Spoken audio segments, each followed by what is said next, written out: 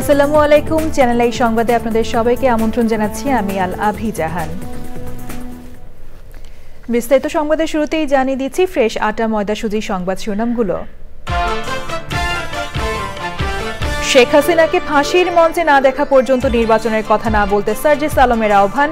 দ্রুত জুলাই হত্যাকাণ্ডের বিচার নিশ্চিতে হাসনাত আব্দুল্লাহর দাবি। ফ্যাসিবাদ তাড়াতে নিজেরাই যেন ফ্যাসিস্ট না হয়ে যায় বললেন মির্জা আব্বাস। নির্বাচন বিলম্বিত করা গ্রহণযোগ্য হবে না মন্তব্য। শিক্ষা উপদেষ্টা হিসেবে আজ শপথ নেবেন অধ্যাপক ডক্টর CR আবরার। উপদেষ্টা পরিষদের বৈঠকে নতুন উপদেষ্টা নিয়োগের সিদ্ধান্ত। লন্ডনে চিকিৎসাধীন বিএনপি চেয়ারপারসন বেগম খালেদা জিয়ার স্বাস্থ্যের অবস্থা আগের চেয়ে ভালো। চিকিৎসকরা বললেই দ্রুত দেশে ফেরার আগ্রহ। এবং অস্ট্রেলিয়াকে 4 উইকেটে হারিয়ে চ্যাম্পিয়ন্স ট্রফির ফাইনালে ভারত। শামী, বরুণ ও জাদেজার পরিকল্পিত বোলিংয়ের পর বিরাট কোহলির ম্যাচ জেতানো ইনিংস।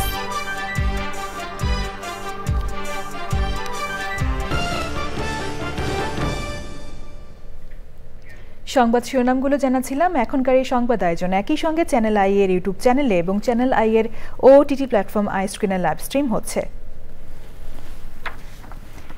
এবার বিস্তারিত। জাতীয় নাগরিক পার্টির মুখ্য সংগঠক সার্জিস আলম বলেছেন, যতদিন না খুনি হাসিনাকে ফাঁসির মঞ্চে দেখছি ততদিন যেন কেউ ভুলক্রমেও নির্বাচনের কথা না বলে। রাজধানীর রায়ের বাজারে অভ্যুত্থানের সময়ে শহীদ ছাত্র জনতার কবর জিয়ারত শেষে তিনি কথা বলেন। আরেক মুখ্য সংগঠক হাসনাত আব্দুল্লাহ বলেছেন, দ্রুততম সময়ের মধ্যে জুলাই অভ্যুত্থানের বিচার নিশ্চিত করতে হবে।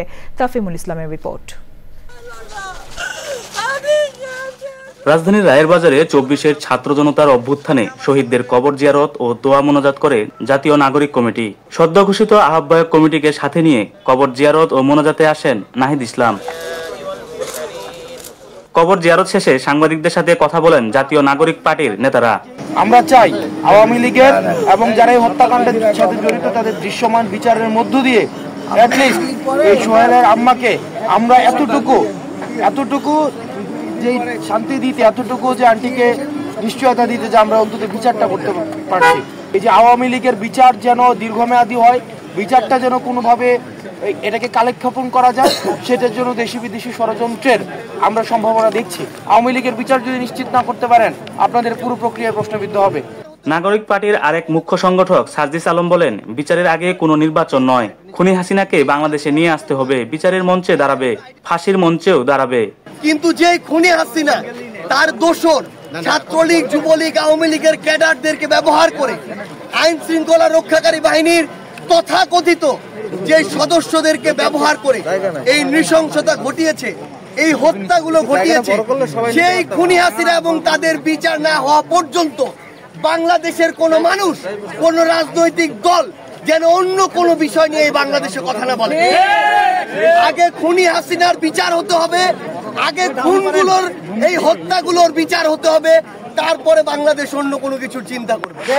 দলটির নেতারা বলছেন, শুধু সরকার পরিবর্তনের জন্য ছাত্র জনতা 24-এর গণ অভ্যুত্থানে রক্ত দেয়নি, প্রশাসনিক কাঠামোতেও পরিবর্তন নিয়ে আসতে হবে বলে জানানো হয়। তাফিমুল ইসলাম, চ্যানেল আই, ঢাকা। নতুন রাজনৈতিক দলের উদ্দেশ্যে বিএনপির স্থায়ী কমিটির সদস্য মির্জা আব্বাস বলেছেন, ফ্যাসিবাদ তাড়াতে গিয়ে তারা নিজেরাই যেন ফ্যাসিস্ট না হয়ে যায়। রোববার অসুস্থ হয়ে রাজধানীর ইউনাইটেড হাসপাতালে ভর্তি হন বিএনপি মহাসচিব মির্জা ফখরুল ইসলাম আলমগীর। এখন তার অবস্থা স্থিতিশীল। হাসপাতালে তাকে দেখতে গিয়েছিলেন মির্জা আব্বাস। পরে তিনি সাংবাদিকদের বলেন, শেখ হাসিনার বিচার বিএনপিও চায়, তবে বিচারের নামে নির্বাচন বিলম্বিত করার অজুহাত গ্রহণযোগ্য হবে না। আমি ভয় পাচ্ছি ফ্যাসিস্ট তাড়াতে গিয়ে নিজেই ফ্যাসিস্ট না হয়ে যাই। যারা কথাগুলো বলছে তাদের ভাবভঙ্গি, অ্যাটিটিউড, কথাবার্তা মনে হচ্ছে দেশের মধ্যে নতুন একটা ফ্যাসিজম পয়দা হচ্ছে। বাংলাদেশের মাটিতে যে গণহত্যা হয়েছে, এই গণহত্যার বিচার হতেই হবে। তো বিচারটা হোক না, না করে সত্যি না করে নাই। নির্বাচন প্রক্রিয়া পিছিয়ে দেওয়ার জন্য কোনো অজুহাত তৈরি করা যাবে না। শিক্ষা উপদেষ্টা হিসেবে উপদেষ্টা পরিষদে যুক্ত হচ্ছেন অধ্যাপক ডক্টর CR আবরার। আজ তার শপথ হওয়ার কথা রয়েছে। প্রধান উপদেষ্টা অধ্যাপক ডক্টর মোহাম্মদ ইউনূসের সভাপতিত্বে অনুষ্ঠিত উপদেষ্টা পরিষদের বৈঠকে এই সিদ্ধান্ত হয়েছে। বৈঠক শেষে সংবাদ সম্মেলনে জানানো হয়েছে, মব জাস্টিস বা চাঁদাবাজির মতো কোনো কিছুকেই প্রশ্রয় দেবে না অন্তর্বর্তী সরকার। মোস্তফা মল্লিকের রিপোর্ট। রাজধানীর তেজগাঁওয়ে প্রধান উপদেষ্টার কার্যালয়ে অনুষ্ঠিত হয় উপদেষ্টা পরিষদের বৈঠক। বৈঠকে জানানো হয়, গত বছরের 8ই আগস্ট থেকে চলতি বছরের 31 জানুয়ারি পর্যন্ত 22টি উপদেষ্টা পরিষদের বৈঠকে 135টি সিদ্ধান্ত গৃহীত হয়। এর মধ্যে বাস্তবায়িত হয়েছে 92টি সিদ্ধান্ত। এবারের বৈঠকে বঙ্গবন্ধু শেখ মুজিবুর রহমান আন্তর্জাতিক শান্তি পদক নীতিমালা 2024 বাতিলের প্রস্তাব অনুমোদন করা হয়েছে। 25শে ফেব্রুয়ারি পিলখানায় তৎকালীন BDR-এ সংঘটিত বিদ্রোহ ও 74 জন শাহাদাত বরণের শোকাবহ ঘটনার পরিপ্রেক্ষিতে প্রতি বছর 25শে ফেব্রুয়ারি জাতীয় শহীদ সেনা দিবস হিসেবে পালনের সিদ্ধান্ত হয়েছে। সভা শেষে রাজধানীর ফরেন সার্ভিস একাডেমিতে প্রধান উপদেষ্টার প্রেস উইংয়ের সংবাদ সম্মেলনে জানানো হয়, নতুন একজন উপদেষ্টা নিয়োগের কথা। নতুন অ্যাডভাইজার ওথ নেবেন, উনি হচ্ছেন প্রফেসর CR আবরার। ঢাকা ইউনিভার্সিটির প্রফেসর ছিলেন, এখনো ডিস্টিংগুইশ প্রফেসর, এবং বাংলাদেশে ওনার প্রচুর লেখালেখি আছে। উনি সম্ভবত এই মোস্ট লাইকলি উনি এডুকেশন মিনিস্ট্রিটা দেখবেন। আর কোনো অরাজকতা সরকার সহ্য করবে না বলে সংবাদ সম্মেলনে জানান পরিবেশ, বন ও জলবায়ু পরিবর্তন উপদেষ্টা। সরকার চাঁদাবাজি রোধে অবস্থান নিবে, পদক্ষেপ নিবে এবং নিচ্ছে। সরকার কোন দল চাঁদাবাজি করলো, কোন ব্যক্তি চাঁদাবাজি করলো, এটা তো সরকার দেখবে না। যে মব জাস্টিস বা মোরাল পুলিশিং, এগুলোর কোনো স্থান বাংলাদেশে নেই। এগুলো ঘটছে সমাজে, যখনই ঘটছে তখনই তার ব্যাপারে আমরা ব্যবস্থা গ্রহণ করছি, যেই মুহূর্তে সেটা আমাদের নজরে আসছে। সংবাদ সম্মেলনে জানানো হয়, PSCর মাধ্যমে 3494 জন চিকিৎসক নিয়োগের কার্যক্রম চলমান রয়েছে। এর বাইরে আরও 2000 চিকিৎসক নিয়োগের সিদ্ধান্ত নিয়েছে সরকার। Mostafa Mallik, Channel I, Dhaka. লন্ডনে চিকিৎসাধীন বিএনপি চেয়ারপারসন বেগম খালেদা জিয়া আগের চেয়ে ভালো আছেন। তার চিকিৎসক অধ্যাপক AZM জাহিদ হোসেন জানিয়েছেন, বিদেশে থাকতে চাইছেন না বেগম জিয়া। চিকিৎসকরা বললেই তিনি দেশে ফিরবেন। বিএনপি চেয়ারপারসনের পক্ষ থেকে দেশবাসীকে রমজানের শুভেচ্ছাও জানিয়েছেন তিনি। রাহুল রায়ের রিপোর্ট। গত 8 জানুয়ারি উন্নত চিকিৎসার জন্য লন্ডন যান বিএনপি চেয়ারপারসন ও সাবেক প্রধানমন্ত্রী বেগম খালেদা জিয়া। বিমানবন্দর থেকে নিজে গাড়ি চালিয়ে মাকে লন্ডন ক্লিনিক হাসপাতালে নিয়ে যান বিএনপির ভারপ্রাপ্ত চেয়ারম্যান তারেক রহমান। সেখানে ক্লিনিকে কয়েকদিন চিকিৎসা নেয়ার পর তারেক রহমানের বাসায় অবস্থান করছেন বেগম জিয়া। তার চিকিৎসক ও স্থায়ী কমিটির সদস্য AZM জাহিদ হোসেন জানিয়েছেন, এখন অনেকটাই স্থিতিশীল আছেন বিএনপি চেয়ারপারসন। জ্যেষ্ঠ পুত্র অর্থাৎ জনাব তারেক রহমান সাহেবের বাসায় চিকিৎসাধীন থাকা অবস্থায় আগের চেয়ে অনেকটা ভালো আছেন, এটি বলা যায়। খুব সুস্থ উনি হয়ে উঠেছেন একথা আমি বলবো না, বাট উনি যে কোনো সময়ের তুলনায় আল্লাহর অশেষ মেহেরবানি অনেকটা সুস্থ আছেন। আপনারা ওনার সুস্থতার জন্য দোয়া করবেন। বিদেশ থেকে থাকার মানুষ উনি নয়, কারণ আগেও দেখেছেন সরকার বিদেশে পাঠাতে চেয়েছে, জোর করে উনি আসেন নাই। উনি দেশের মানুষকে ভালোবাসেন এবং খুব শীঘ্রই চিকিৎসকরা যখনই বলবেন উনি দেশে ফেরত যাবেন ইনশাআল্লাহ।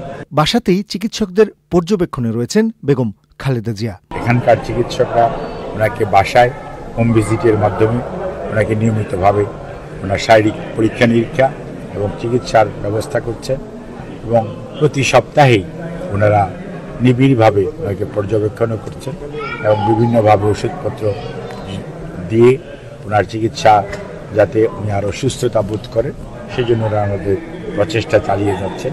অধ্যাপক AZM জাহিদ হোসেন জানিয়েছেন, পরিবারের সদস্যদের কাছে থেকে মানসিকভাবেও অনেকটা চাঙা বেগম জিয়া। দেশবাসীর কাছে দোয়া চেয়েছেন তিনি। রাহুল রায়, চ্যানেল আই, ঢাকা। অবৈধ অস্ত্র মাদক ও বিপুল পরিমাণ অর্থ মজুদ রাখার তথ্যের ভিত্তিতে শেখ হাসিনার রাজনৈতিক উপদেষ্টা প্রয়াত এইচ.টি. ইমামের ছেলে ও সিরাজগঞ্জ ৪ আসনের সাবেক সংসদ সদস্য তানভীর ইমামের গুলশানের বাসায় গভীর রাতে তল্লাশি চালিয়েছে একদল মানুষ। মঙ্গলবার রাত ১২টার দিকে গুলশান ২ নম্বরে শাহাবুদ্দিন আহমদ পার্কের পাশের ওই বাসায় তল্লাশি চালানো শুরু হয়। এর আগে রাত ১১:৩০টার দিকে শতাধিক মানুষ গুলশান ২ নম্বরের বিচারপতি শাহাবুদ্দিন আহমদ পার্কের কাছে জড়ো হন। সেখান থেকে তারা রাত ১২টার দিকে তানভীর ইমামের বাসার সামনে যান। সে সময় লোকজন ওই বাড়িতে ঢুকতে চাইলে নিরাপত্তা কর্মীরা তাতে বাধা দেন। বাধা উপেক্ষা করেই তারা বাড়ির দরজা ভেঙে ভেতরে প্রবেশ করেন। এরপর প্রায় আধা ঘন্টা ধরে পুরো বাড়ি তল্লাশি করেন তারা। পরে রাত 12:30টার দিকে খবর পেয়ে ঘটনাস্থলে যায় পুলিশ, সেনাবাহিনী ও র্যাবের একটি দল। আইন শৃঙ্খলা বাহিনীর উপস্থিতি টের পেয়ে সরে পড়েন সাধারণ মানুষ। পুলিশ ঘটনাস্থল পরিদর্শন করলেও সাংবাদিকদের কোনো কিছু না জানিয়ে ঘটনাস্থল ত্যাগ করেন।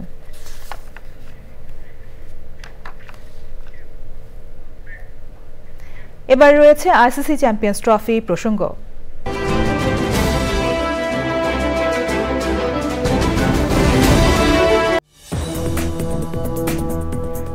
বিরতির পর আবারও আমন্ত্রণ জানাচ্ছি।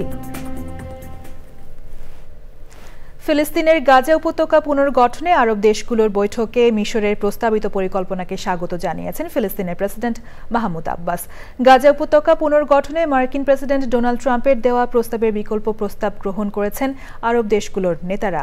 মঙ্গলবার কায়রোতে অনুষ্ঠিত জরুরি আরব সম্মেলনে গাজার বাসিন্দাদের বাস্তুচ্যুত না করে গাজা সিটিকে উপকূলীয় পর্যটন শহর গড়ে তুলতে $৫,৩০০ কোটি সহায়তার প্রস্তাব দেওয়া হয়।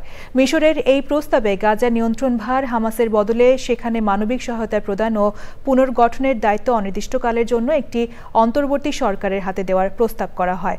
মিশরের দেওয়া এই পরিকল্পনা সর্বসম্মতভাবে গৃহীত হয়েছে। সম্মেলনের সমাপনী বক্তব্যে মিশরের president Abdel Fattah al CC এই কথা জানিয়েছেন। যদিও গাজার নিয়ন্ত্রণে আরব দেশগুলোর প্রস্তাবের বিষয়ে হামাসের বক্তব্য জানা যায়নি। ইফতারে মুখরোচক খাবারের জন্য নগরবাসীর কাছে সম্প্রতি বেশ জনপ্রিয় অনলাইন প্ল্যাটফর্ম। অনলাইনে চাহিদা মতো অর্ডার দিলেই যার যার বাসায় চলে যাচ্ছে ইফতারের ডালা। মূলত মহিলা উদ্যোক্তাদের হাত ধরেই এগিয়ে চলছে এই নতুন ধরনের ব্যবসা। পরাগ আজিমের রিপোর্ট। প্রায় ৬ বছর আগে শখের বসেই অনলাইনে খাবার ডেলিভারি দেওয়া শুরু করেছিলেন জিনাতারা তন্নি। আজ তার প্রতিষ্ঠান তন্নিস কিচেনে কাজ করছেন ৫০-এর বেশি কর্মচারী।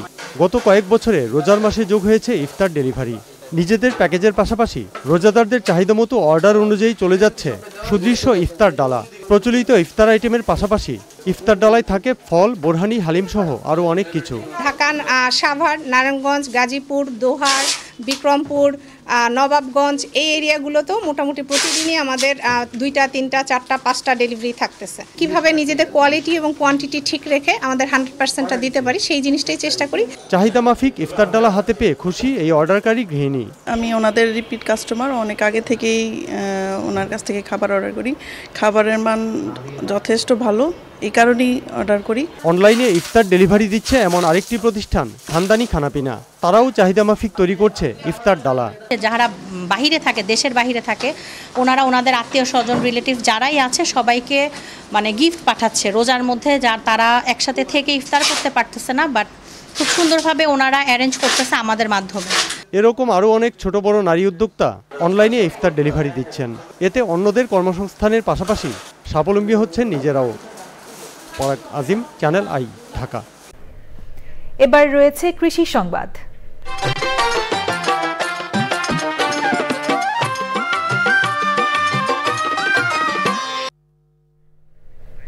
সিলেটে দিন দিন বাড়ছে তরমুজ আবাদ। এবার সবচেয়ে বেশি আবাদ হয়েছে জেলার গোয়েনঘাট উপজেলায়। উপজেলার অনাবাদিত জমিগুলো এখন উচ্চ মূল্যের ফসল তরমুজে ভরপুর। আনারকলি সহ বিভিন্ন ধরনের হাইব্রিড তরমুজের আবাদে ভালো ফলনের পাশাপাশি বাজারে ভালো দামে বিক্রি করছেন তরমুজ চাষিরা। সিলেট থেকে সাদিকুর রহমান সাকির পাঠানো তথ্য ও ভিডিওচিত্রে তাফিমুল ইসলামের রিপোর্ট। অনাবাদি জমিতে আবাদের আওতায় আনতে চলতি মৌসুমে সবচেয়ে বেশি আগাম জাতের তরমুজ চাষ হয়েছে উপজেলার পূর্ব জাফলং, পূর্ব আলিরগাঁও ও পশ্চিম আলিরগাঁও ইউনিয়নে। হাওর, বিলের পার, নদীর তীর ও ধান আবাদি জমিতেও তরমুজ চাষ হয়েছে। ফলন মোটামুটি হলেও বাজার মূল্য ভালো পাওয়ায় সন্তুষ্ট চাষিরা। মোটামুটি ফসল ভালো হয়েছে, খারাপ না, যাই হয়েছে যথেষ্ট। এবছর আবহাওয়া অনুকূলে না থাকার কারণে ফসলটা একটু পাতলা হয়েছে, গোটাটা পাতলা ধরছে, যদি বৃষ্টি অনুকূলে থাকতো বা বৃষ্টি হইতো তাহলে ফসলটা ভালো হইতো। আরো ভালো ফলন যদি আমরা সরকার থেকে কিছু অনুদান আপনার পাইতাম, আমরা এই আশাবাদ করি সরকারের কাছে যে আমরা অনুদানটা একটু বাড়াইয়া দিবা। ব্যাপক চাহিদা থাকায় আগামীতে তরমুজ আবাদ আরো বাড়বে বলে মনে করছেন উপজেলা কৃষি বিভাগ। কৃষক যারা রয়েছে আমরা বিভিন্ন প্রকল্পের মাধ্যমে ওনাদেরকে ট্রেনিং দিয়ে থাকি। বিভিন্ন সমস্যায় আমরা ওনাদের মাঠে যাই, মাঠে দেখে আমরা পরামর্শ দিয়ে থাকি। সার ব্যবস্থাপনা কিভাবে নেবেন, মাটি তৈরি কিভাবে নেবেন, মাটি শোধন কিভাবে করবেন, বীজ শোধন কিভাবে করবেন, পাশাপাশি বাজারজাতের ক্ষেত্রেও আমরা ওনাদেরকে সহযোগিতা করে থাকি। জেলায় গত বছর 235 হেক্টর জমিতে তরমুজ আবাদ হয়েছিল। এবছর তা ছাড়িয়ে আবাদ হয়েছে 500 হেক্টর জমিতে। তাফিমুল ইসলাম, চ্যানেল আই। এবার প্রকৃতি সংবাদ।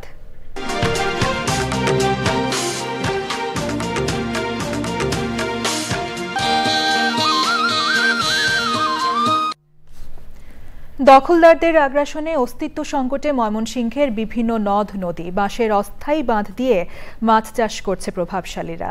নদীর নাব্যতা সংকটে হুমকিতে পরিবেশ ও জলজ জীববৈচিত্র্য। নদী রক্ষায় আইন থাকলেও নেই যথাযথ প্রয়োগ। তবে দখলদারদের বিরুদ্ধে ব্যবস্থা নেওয়ার আশ্বাস দিয়েছে জেলা প্রশাসন। ময়মনসিংহ প্রতিনিধি শেখ মহিউদ্দিন আহমেদের তথ্য ও ক্যামেরা পার্সন নাজিম উদ্দিন সাইদের চিত্রে আফরোজা হাসির রিপোর্ট। নাব্যতা সংকটের অজুহাতে ময়মনসিংহের অধিকাংশ নদ নদীতে চলছে দখল ও দূষণের মহোৎসব। নদীতে ঘের দিয়ে চলছে মাছ চাষ। অভিযোগ, মাছের খাদ্য হিসেবে ব্যবহার করা হচ্ছে গরু মুরগির মৃতদেহ। এতে পানি দূষণের পাশাপাশি বিপন্ন নদীর বাস্তুতন্ত্র। বাড়ছে জনস্বাস্থ্য ঝুঁকিও। নদীর পরিবেশ এত খারাপ হয়েছে, এটা বাদে নামার তো দূরের কথা, এটা পাশে দিয়ে গেলেও বন্ধ করে বিভিন্ন মানুষ এখানে থাইকা মাছ মারা বিক্রি করে তাদের সংসার চালাইতে। স্থানীয়দের দাবি, ওপর মহলকে ম্যানেজ করেই পরিবেশ বিরোধী এমন কর্মকাণ্ড চালাচ্ছে প্রভাবশালীরা। সাইজে বানবন্ডি কাটিয়ে দেয়, আমরা আগের মতোই চলতে চাই। গরুর ভুড়ি, মরা মুরগি, অন্যান্য এই খাবার এই তারাই পাঙ্কাশ মাছেরা দেয়।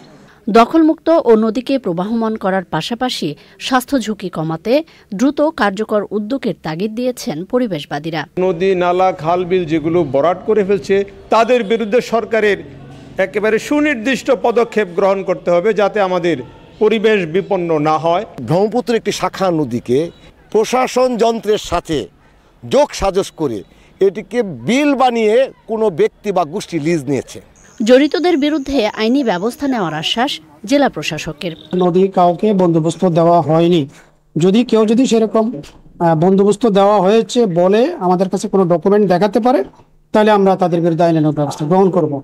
ময়মনসিংহে ছোট বড় 59টি নদ নদীর মধ্যে 5 বছরে বিভিন্ন প্রকল্পের আওতায় খনন করা হয়েছে 21টি। প্রাণ প্রকৃতি রক্ষায় অবশিষ্ট নদীগুলো দখলমুক্তের জোর দাবি জানিয়েছেন পরিবেশবাদী ও স্থানীয়রা। আফরোজা হাসি, প্রকৃতি ও জীবন ডেস্ক, চ্যানেল আই।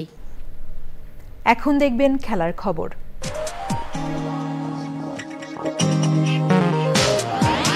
সবশেষে ফ্রেশ আটা ময়দা সুজি সংবাদ শিরোনামগুলো জানিয়ে দিচ্ছি আরও একবার।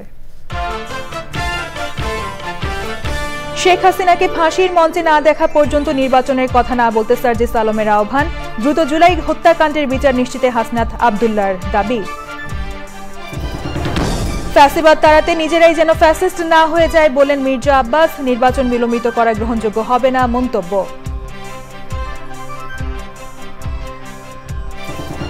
শিক্ষা উপদেষ্টা হিসেবে আজ শপথ নেবেন অধ্যাপক ডক্টর সিআর আবরার। উপদেষ্টা পরিষদের বৈঠকে নতুন উপদেষ্টা নিয়োগের সিদ্ধান্ত।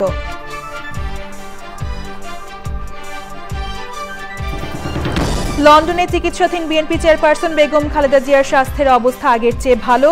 চিকিৎসকরা বললেই দ্রুত দেশে ফেরার আগ্রহ। এবং অস্ট্রেলিয়াকে 4 উইকেটে হারিয়ে চ্যাম্পিয়ন্স ট্রফির ফাইনালে ভারত। শামী, বরুণ ও জাদেজার পরিকল্পিত বোলিংয়ের পর বিরাট কোহলির ম্যাচ জেতানো ইনিংস।